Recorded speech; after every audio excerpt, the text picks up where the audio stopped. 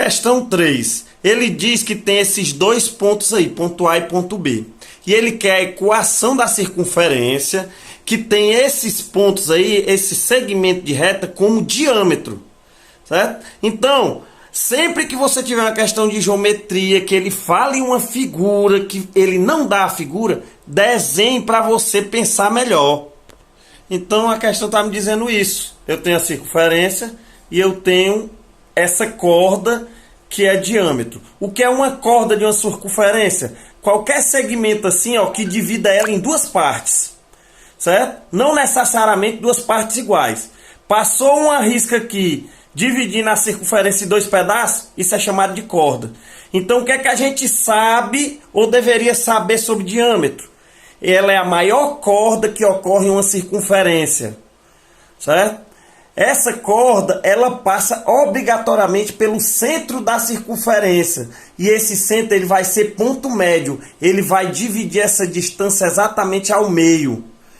E o diâmetro é igual a 2 vezes o raio. Certo? Se o raio é a distância do centro até a circunferência, e ela passa pelo centro, isso aqui vai ser 2 raios. Então, resumindo isso aqui, a gente vai ter isso aqui, ó.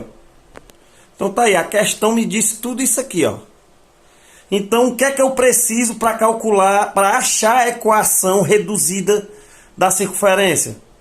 As coordenadas do centro, que eu acho fazendo aqui, ó, as coordenadas do ponto médio entre A e B, e o raio, que eu acho fazendo a distância de A para B, e essa distância eu divido por 2, eu tenho o valor do raio.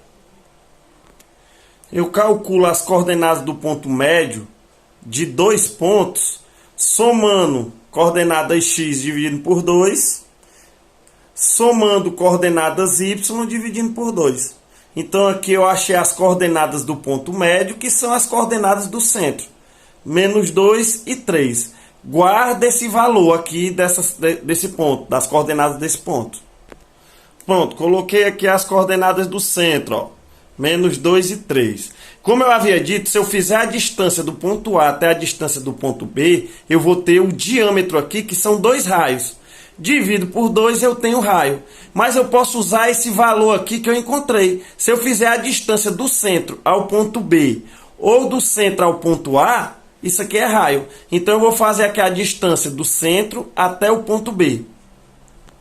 Então, ó, a distância entre o ponto C, que é o centro, e o B, que está na circunferência, vai ser distância ao quadrado é igual x menos x ao quadrado mais y menos y ao quadrado.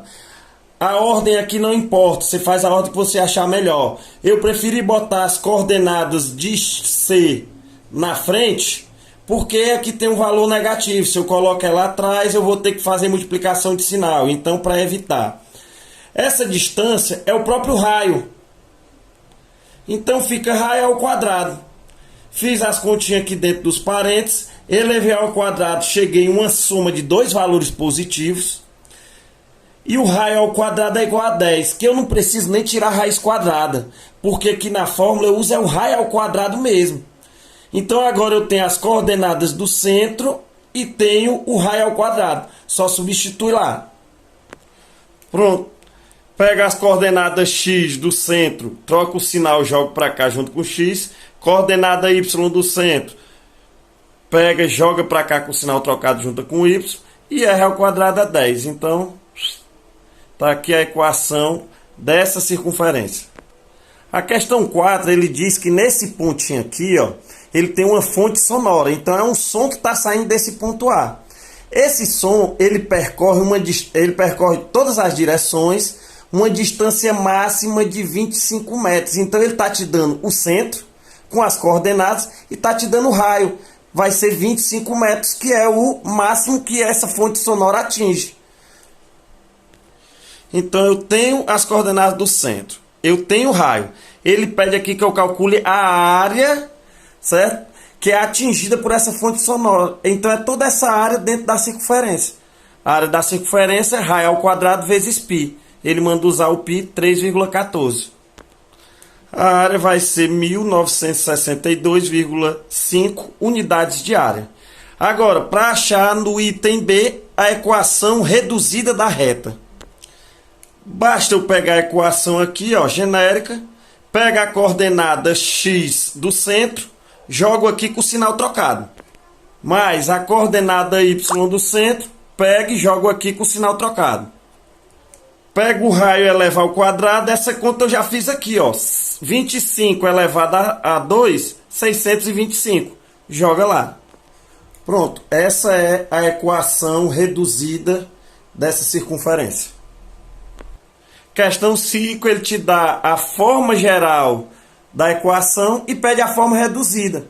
Então, é formar os trinômios quadrados perfeitos. Então, a primeira coisa que eu vou fazer é juntar x com x, y com y, e o que não tem nem x nem y eu vou jogar para o outro lado da igualdade.